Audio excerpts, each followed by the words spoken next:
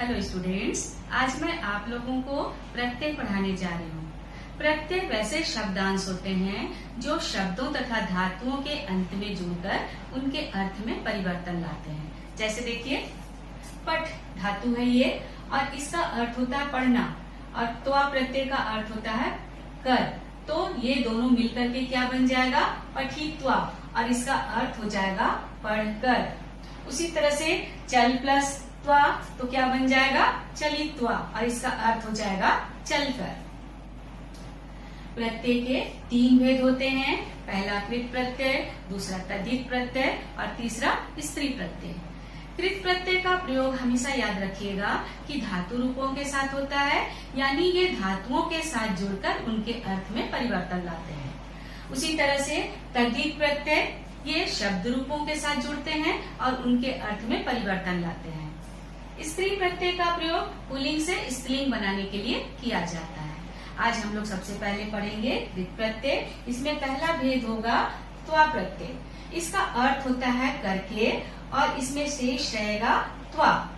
तो अब इसमें देखिए कैसे बनेगा ये पठ प्लस त्वा।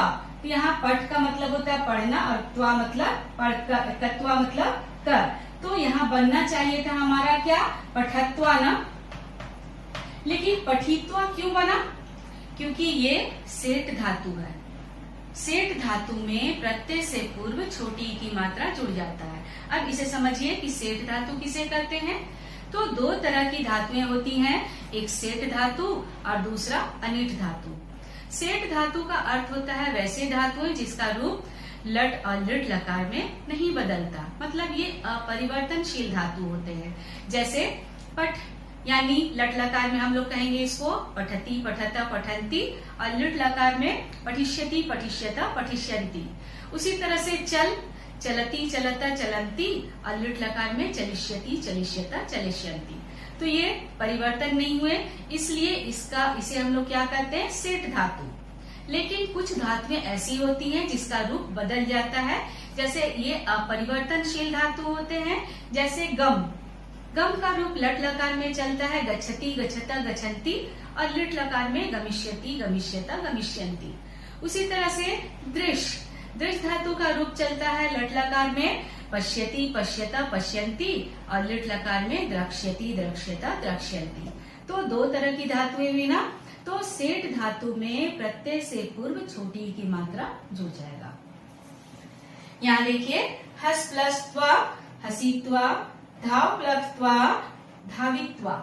तो ये जो धातुएं मैंने आप लोगों को दिया है ये सारे सेठ धातु के एग्जाम्पल हैं, और इसमें जब त्वा प्रत्यय जुड़ेगा तो सब में ई की मात्रा जुड़ जाएगा। जैसे चल प्लस त्वा चलित्वा, धाव प्लस त्वा धावित्वा, कुप प्लस त्वा कुपित्वा, रुद प्लस त्वा रुदित्वा, सेव प्लस त्वा सेवित्वा, मिल प्लस त्वा मिलित्वा, खाद प्लस त्वा खादित्वा, रक्ष प्लस त्वा रक्षित्वा, लिख प्लस त्वा लिखित्वा, भ्रम प्लस त्वा भ्रमित्वा।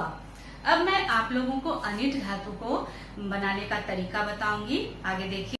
अब ये जो धातुएं मैंने आप लोगों को दिया है ये सारे अनिट धातु के उदाहरण हैं। अनिट धातु में प्रत्यय से पूर्व आप लोग ई की मात्रा नहीं लगाएंगे, और इसके कुछ नियम हैं। यदि धातु के अंत में द रहता है ना तो त में बदल जाता है। यहाँ जैसे देखिए धातु के अंत में द है तो ये द किस में बदल जाएगा? त में। तो क्या बन जाएगा? छी, और ये द बदल गया त में, द आधा है इसलिए त भी हम लोग आधा लिखेंगे, और तत्वा में क्या शेष रहेगा? त्वा। तो क्या बन जाएगा? ये छित्वा। उसी तरह से एक नियम और है कि यदि धातु के अंत में हल म या हल न रहता है तो इसका लोप हो जाता है, यानी हमें इसे हटा देना होगा। जैसे देखिए गम प्लस त्वा, तो क्या बन जाएगा? यहाँ पर ग और म हटा देंगे तो क्या बन जाएगा? यहाँ त्वा। उसी तरह से यदि धातु के अंत में च या ज हो तो उसका परिवर्तन हल क में हो जाता है। जैसे देखिए मुच, मुंह, और च का परिवर्तन क में हो जाएगा, आधा क लिखेंगे हम लोग, और त्वा में इस तरह से मुक्त्वा।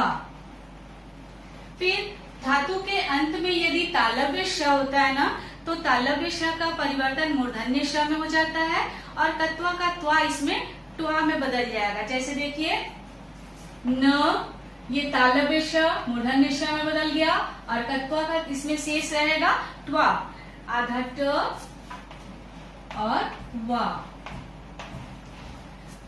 उसी तरह से यदि धातु के अंत में ध रहता है तो वो द में बदल जाता है और इसमें कत्वा का परिवर्तन ध्वा में हो जाता है। तो देखिए क्या हो जाएगा, यू, ये ध द में बदल गया और कत्वा का त्वा ध्वा में बदल जाएगा।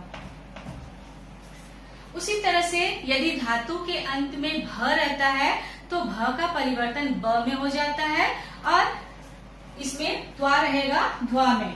जैसे देखिए ल, भ आधा है, ब आधा हो गया और कत्वा का त्वा इसमें किस में शेष होगा, आधा ध और वा। आप लोग इन प्रश्नों को इसी के नीचे आगे कंटिन्यू कीजिएगा। यहाँ देखिए और बाकी के जो प्रश्न हैं आप लोग खुद से बनाइएगा। अब देखिए कुछ धातुएं चुरादी गण की होती हैं, तो चुरादी गण के धातुओं में प्रत्यय से पूर्व य में छोटी की मात्रा जुड़ जाएगा। यहाँ चुरादी गण किसे कहते हैं, तो संस्कृत में जितनी भी धातुएं हैं सबको अलग अलग 10 भागों में बांटा गया है और उन भागों को ही गण कहते हैं और एक एक गण के अंतर्गत जो धातुएं हैं उन्हीं में से एक एक को लेकर उसका नामकरण कर दिया गया है। जैसे चुर धातु के आधार पर चुरादी गण, और ये जो धातुएं मैंने आप लोगों को दिया है ये सारे चुरादी गण के धातु हैं। इसमें सारे में य में छोटी की मात्रा लगाइएगा। इसके बाद एक नियम और देखिए कि यदि धातु के उपधा में छोटी ऊ होना तो उसका परिवर्तन ओ में हो जाता है। उपधा किसे कहते हैं, यानी जो व्यंजन होता है उसके ठीक पहले जो स्वर होगा उसको उपधा कहते हैं। जैसे चुर में ऊ की मात्रा है, ये ऊ उपधा होगा। तो इसको कैसे बनाएंगे, ऊ बदल जाएगा ओ में और चोर लिख करके फिर य में छोटी की मात्रा लिखेंगे हम लोग और त्वा, चोर ई त्वा। लेकिन अगर बड़ी ऊ की मात्रा है तो परिवर्तन ओ में नहीं होगा। जैसे भुष, भुष में बड़ी ऊ की मात्रा है तो इसमें कोई परिवर्तन नहीं होगा और क्या बन जाएगा, ये भुष ई त्वा। उसी तरह से देखिए यदि उपधा में छोटी ऊ की मात्रा नहीं है तो जैसा है वैसा का वैसा हम लोग लिख देंगे। तो क्या हो जाएगा, भक्ष प्लस कत्वा, भक्ष लिख करके फिर प्रत्यय से पूर्व य में छोटी की मात्रा लिखेंगे और त्वा, भक्ष ई त्वा। उम्मीद है आप लोगों को कत्वा प्रत्यय अच्छी तरह से समझ में आ गया होगा। आप लोग इसे अपनी कॉपी में नियम के साथ लिख लीजिएगा और बाकी प्रश्नों को भी हल कर लीजिएगा। धन्यवाद। आज मैं आप लोगों को कृत प्रत्यय का दूसरा भेद ल्यप प्रत्यय पढ़ाने जा रही हूँ। इसका अर्थ होता है करके और इसमें शेष रहेगा य या त्य। अब एक चीज ध्यान दीजिए, कहाँ हम लोग य लगाएंगे और कहाँ त्य लगाएंगे। तो यदि धातु के अंत में हस स्वर होना तो त्य जुड़ेगा, यहाँ पर य नहीं जुड़ेगा। लेकिन बाकी जगह यानी व्यंजनांत या दीर्घ स्वर होगा तो वहां हम लोग य जोड़ेंगे। एक चीज और ध्यान दीजिएगा कि ल्यप प्रत्यय और कत्वा प्रत्यय दोनों का अर्थ करके होता है, लेकिन दोनों में अंतर होता है कि ल्यप प्रत्यय में धातु से पूर्व उपसर्ग लगा हुआ हो। यदि धातु से पहले उपसर्ग लगा हुआ हो तो वहां कभी भी कत्वा प्रत्यय का प्रयोग नहीं होगा। अब देखिए कैसे बनाएंगे हम लोग इसको। जैसे आ प्लस नी प्लस ल्यप, आ उपसर्ग है, आ लिख देंगे हम लोग।